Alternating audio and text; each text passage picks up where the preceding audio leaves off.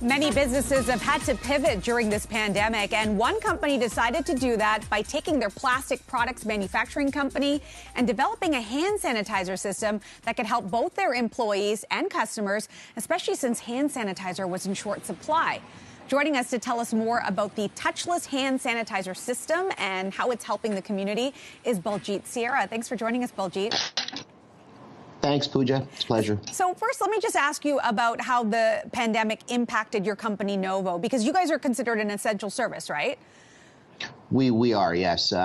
Like so many other companies, during the pandemic, sales slowed down. The automotive side, consumer commercial side slowed down quite a bit, and we were deemed an essential service. So we looked to retool and to see how we can help and produce product that could be used during the pandemic. And that's really where this idea was born from. To be honest with you, one of the first things was we ran out of sanitizer for our staff. We couldn't get it, and it was back ordered. So our engineering team went to work and developed this system. So tell me, before this, you were manufacturing sort of products. There was food and beverage, plastic products as well. So tell me about how you sort of changed that to develop hand sanitizer, especially if you couldn't even get your hands on it to begin with.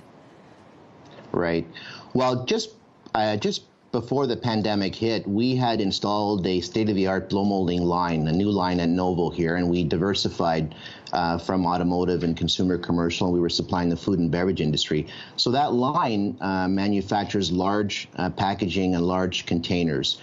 And so when we looked at the marketplace and looked at our community, there was no one really providing bulk sanitizer in a touch-free system. So we quickly retooled our line, and we already had the line to make those large packaging, and we used the large bottles for the sanitizer. You know, it just seems like a no-brainer when you mention it this way. We're just so used to getting the little bottles of hand sanitizer when you go to a grocery store or you go to a hospital, but this is touchless. Tell me a little bit about the interest in this system and where these units can be found. Well, the interest has been tremendous. It's a great unit. It provides 20 liters of sanitizer, and it dispenses a sanitizer in a 1.5 ml shot. So it's according to guidelines. It gives you just enough on your hands to sanitize you, and it's really designed for volume use, high traffic areas. We're working with our community. We're working with levels of government. We're at now, you can see our units at some car dealerships. Mercedes-Benz Toronto has a few units. We delivered units to Queen's Park, City of Markham, and so we're just rolling them out now. And most recently, we're working with Oxford Properties, and you'll see our units at Yorkdale Shopping Mall pretty soon. Yeah, you know, and as we're starting to talk about going back to school and you talk about high volume, I mean, this is certainly something that is going to be very handy to be able to have access to. But I like that you're also giving back. So you want to actually donate some of these units. And tell me a little bit about why that's important for you to do.